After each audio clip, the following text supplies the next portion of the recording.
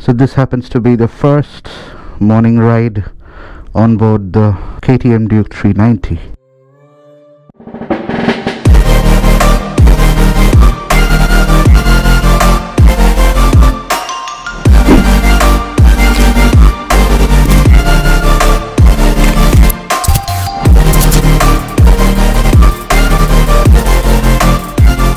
There she is.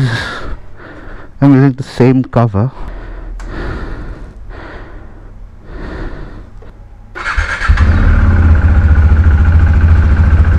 I have to give it a warm up, so that's the one. So as you can possibly make out that it's dawn, and thankfully it's not that cold right now, at least it doesn't feel so.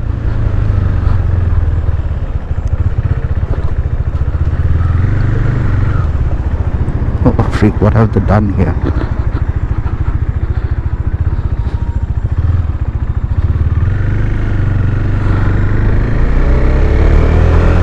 And this is where you will feel the need of a yellow light, or at least a fog light, because the white light, they don't cut through fog that much.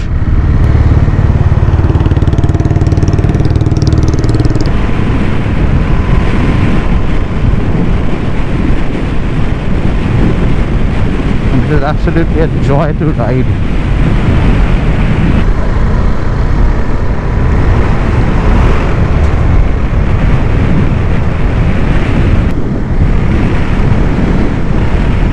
Sun is about to come out.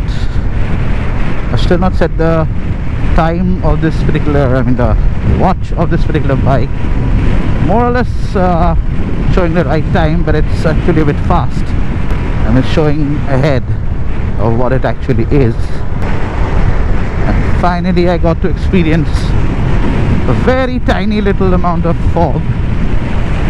I have ridden in at least 100 times more than this, like a fog 100 times more than this, when I was doing my when I was returning from Kolkata to Delhi.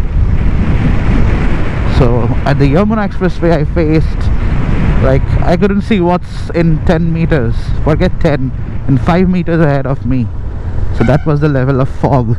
And here the roads are not good, and even though time has went by, but I'm still scared about the KTM rims getting bent on hard impact. If that has been fixed, I'm happy, though I generally take the bad roads cautiously until unless they open up suddenly. It looks so nice.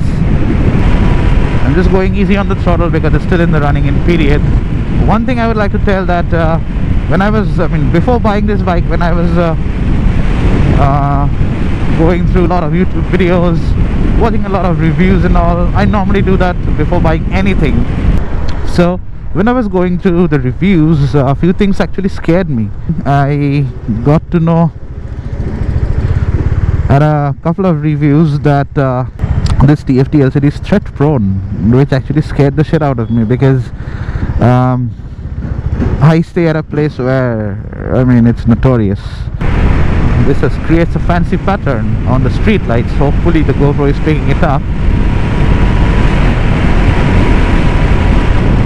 And right now I'm enjoying whatever amount of heat that this bike is generating, because the KTMs are known for heat, but right now it's actually acting as a heater, when it heats up. Though the heating, I particularly feel that it's a lot lesser compared to the old KTMs, and it's also a lot more calm and composed when it comes to the sheer brutal raw power of the KTM. Now, I've not gone through any of the things like the Bluetooth configuration of this bike, and I actually don't need that. I can pretty much live without the Bluetooth. Maybe rather than the Bluetooth, if this TFT display had the option of showing the Google Maps as and when needed, that would have been a welcome addition. Maybe like alongside the Bluetooth deck, they can put in another menu system through this, and maybe just integrate Google Maps. So just imagine when you're navigating, instead of putting an additional mount, your phone up here, it's just showing all the maps and the navigation here. That would have been so nice. Maybe in future. Now the idling sound of this bike is excellent. I love the idling sound. And when you're throttling, so that's when also the sound is pretty nice. I mean, I won't say it's awesome, it's excellent.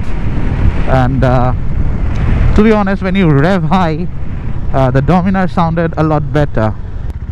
So as you can see, the idling, I mean not see here, the idling sound, if the GoPro is picking it up nice. Yeah, so when it comes to the revving sound, when you are revving, like when you're doing like going up till you change the gear, so that's when the Dominar sounded a lot better than this. And on the idling note, this one sounds a lot better, even though the Dominar also was pretty nice. You might ask that why I'm comparing this with the Dominar. Just because I had the Dominar in, I mean prior to this. Like when you open the throttle really hard, that's when you can hear like a fair bit of the old KTM sound, which some people refer to as the sound of an auto rickshaw, which is absolutely crap, because I love that sound. That's a signature KTM sound after all. I mean, the moment you hear that, you know that it's a KTM. Do I see a Dominar? Seems so.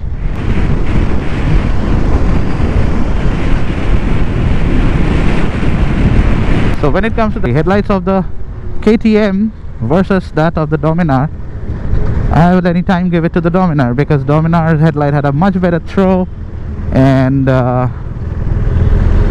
overall it was a lot brighter. I'm not saying again that this is a bad headlight or anything like that. No, never. It's just that if compared with the Dominar, that's how the rating goes. I mean, these are all again my personal opinions. It may differ from person to person.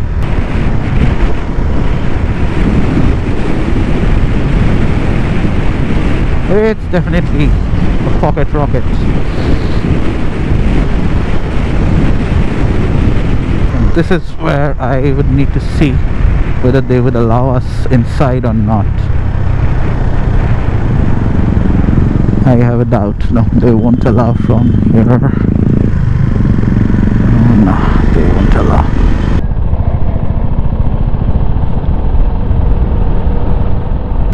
It's all Delhi police and Indian Army all throughout.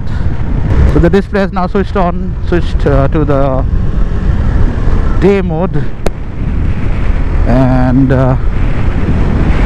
I was not allowed, I mean not me personally, but no one was actually allowed or would be allowed to go to the Rashtrapati Bhavan side where my desired location was. So you can say I'm basically loitering around.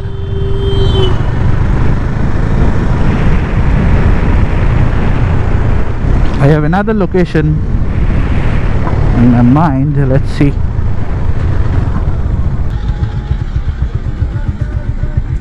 So the particular shot that I wanted to click, that I couldn't because of these Republic Day celebrations and restrictions and all that. I just clicked some alternate photographs of another location that I wanted to.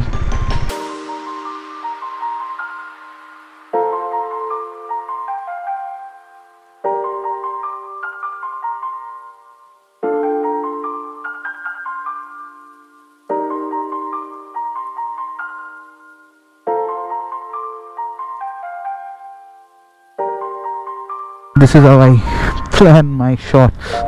I just saw this tree, and let's not talk about all the littering that has happened all around.